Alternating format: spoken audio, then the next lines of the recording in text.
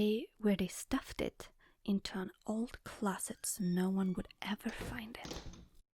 He ran as fast as his leg could carry him. A loud crack of thunder woke me up. By now, because of pure, unadulterated fear.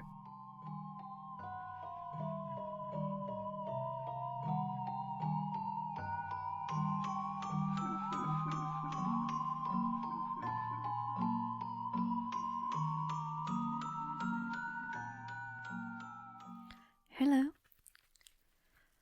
all of you scarecrows out there, and welcome back to another of my ASMR-tober.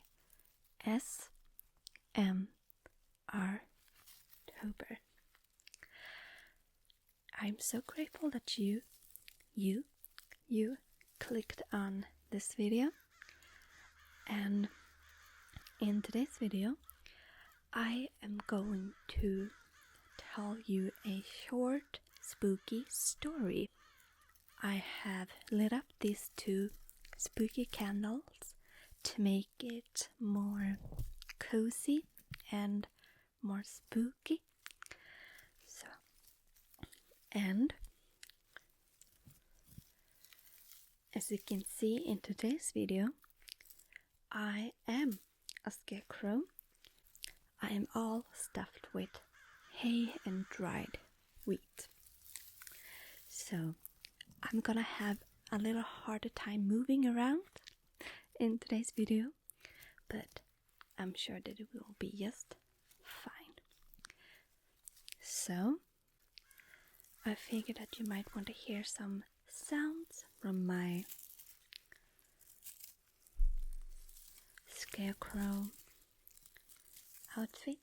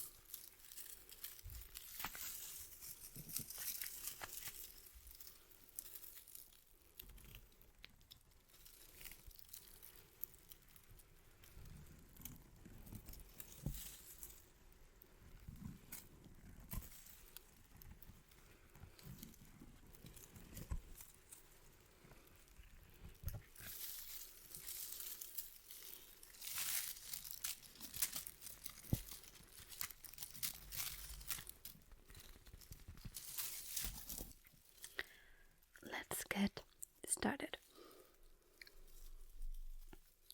Okay. So, The Scarecrow is a scary story about a farmer who builds the scariest and most hideous of all scarecrows to take care of his farm. So I hope that you will enjoy, and let's hope that you don't get any nightmares, because I hope that this will be relaxing as well as it will be spooky, but I hope that you will like that. Let's go. There was an old farmer in Arizona who owned the best farm in the area. Everybody said his crops were the best, and people came from all over to buy their goods from him. Whenever people asked him how he was able to grow such good quality crops, the old farmer would say, "That old Scarecrow is the one I have to thank," says the farmer. "He makes sure no crows or critters or pests come near my crops." The old farmer had built the Scarecrow himself, and it was a fearsome sight. He spent months working on it to make it as scary as possible. He knew how important it was to keep pests away from his crops, so he gave it enormous draw arms that stretched out about 6 feet and big long legs that made it as tall as a tree. But the scariest thing about the Scarecrow was its head. The farmer carved it himself out of a huge pumpkin. He'd spent countless days and nights perfecting his design until it was perfect. The Scarecrow's face and head was so grotesque and ugly that even he was sometimes scared to look at it. But it was very effective, scaring away every rodent and bird that ventured near. The neighboring farm was owned by 2 men who were brothers named Josh and Harold. They were lazy and never did much work around the farm, which resulted in their crops being bad. They were jealous of the old farmer's success and were plotting against him. If they could drive him out of business, they could take over his farm and make more money. So one night, the brothers decided to sneak into the old farmer's land. They stole his prized Scarecrow and brought it back to their own house. Where they stuffed it into an old closet so no one would ever find it. The next day, the farmer woke up to find his hideous Scarecrow missing and all his crops being eaten by rats and crows. He fell to his knees and cried, knowing that his farm would soon be out of business. Meanwhile, the brothers, Josh and Harold, were watching from their own property and couldn't help laughing out loud when they saw the old man's tear of grief. Hearing the laughter, the old farmer came over and asked them if they knew what happened to his Scarecrow. The brothers looked at him right in the eye and said they had no idea where his precious Scarecrow might be. "But I'll go out of business and I have to sell my farm if I can't find my Scarecrow," said the farmer. Josh just laughed in his face, saying, "That's just your tough luck, isn't it?" "Sucks to be you," giggled Harold. The old farmer walked slowly back to his house, his head hanging down in defeat and depression. That night, as Josh and Harold had trouble sleeping, not because they felt any remorse, but because they couldn't get the image of the Scarecrow's horrible, twisted face out of their minds. They decided they would never be able to sleep as long as ugly, pumpkin head was in their house. So they got up and dragged the Scarecrow out of the closet. Harold took a baseball bat and smashed the Scarecrow's head to pieces until all that was left was little bits of pumpkin strewn around the floor. The brothers swept up the pumpkin's head pieces and threw them in the trash. Then they went back to the bed and were soon fast asleep, having put all those thoughts of the disgusting Scarecrow face out of their heads.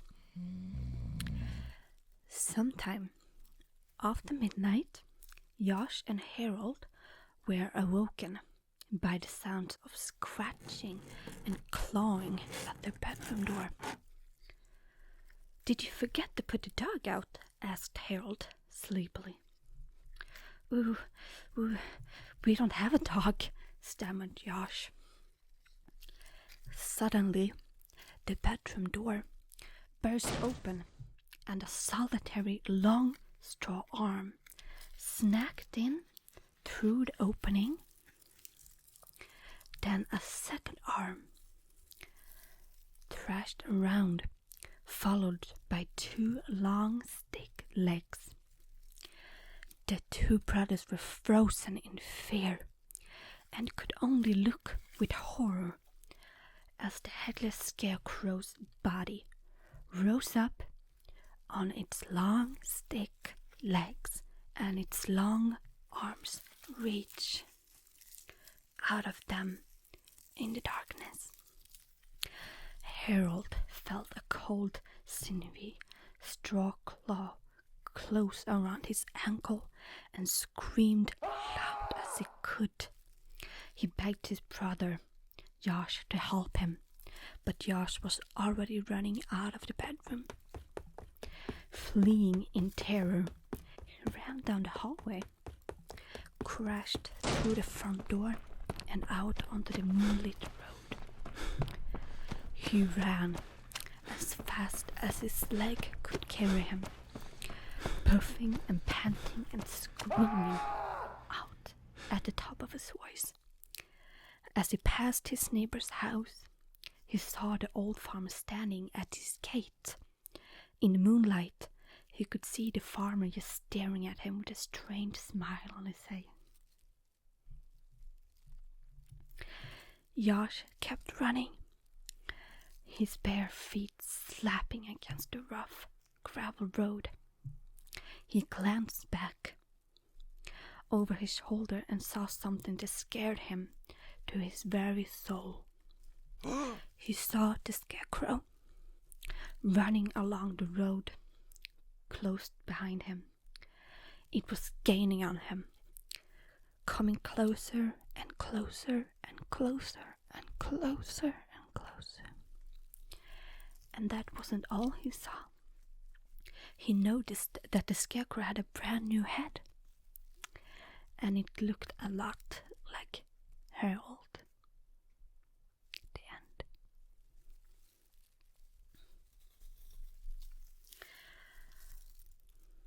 So that was the end of the Scarecrow story. And I hope that you liked it. I hope that it got you relaxed as well as spooked. It's spooked. And I hope that I'm not gonna give you any nightmares. And that was a very short story, so I thought that I would tell another story, which is also about a scarecrow, but it's a different one. So I hope that you are ready for another story. Have you calmed your pulse? Are you ready? Okay, this story is also called The Scarecrow. Okay.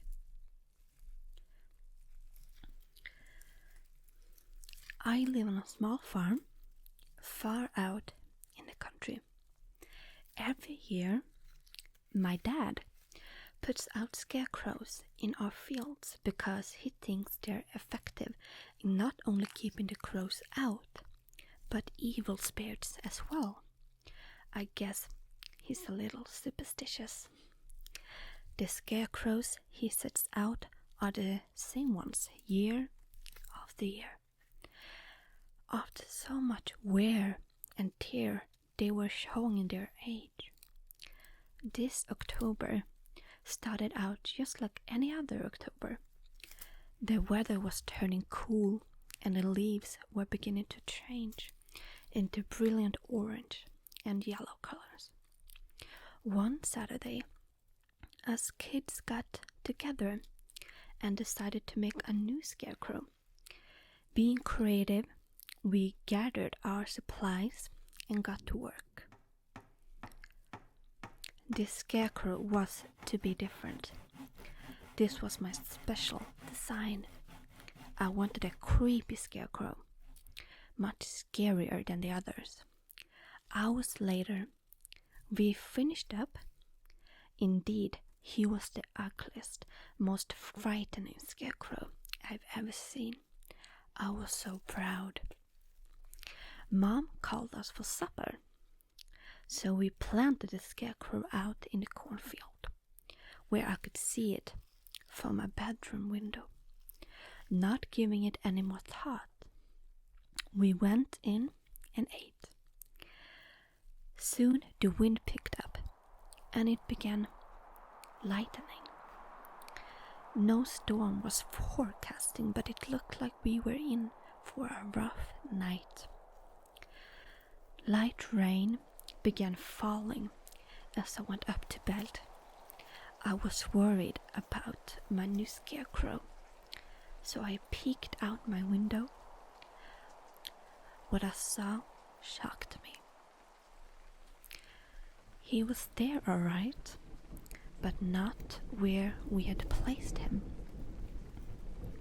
It appeared to me that he was several feet to the right. Puzzled, I stood at the window and watched intently.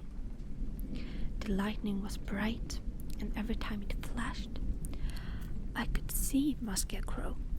The problem was, it looked as if he was moving when the sky was dark, only to turn up in another spot when the sky lit up.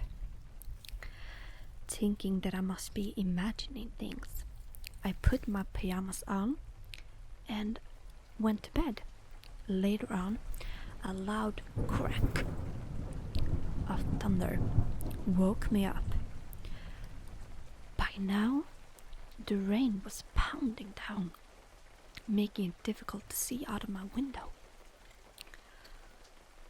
I slipped on my shoes and snuck outside to check on my scarecrow.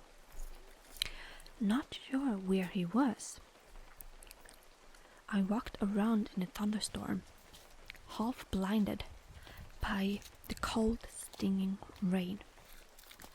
Clumsily, I stumbled over a fallen branch and fell down in a patch of mud. When I looked up, there was my scarecrow glaring down at me. His eyes were huge and glowing red. I couldn't pick myself up enough. I ran screaming to the house and never looked back.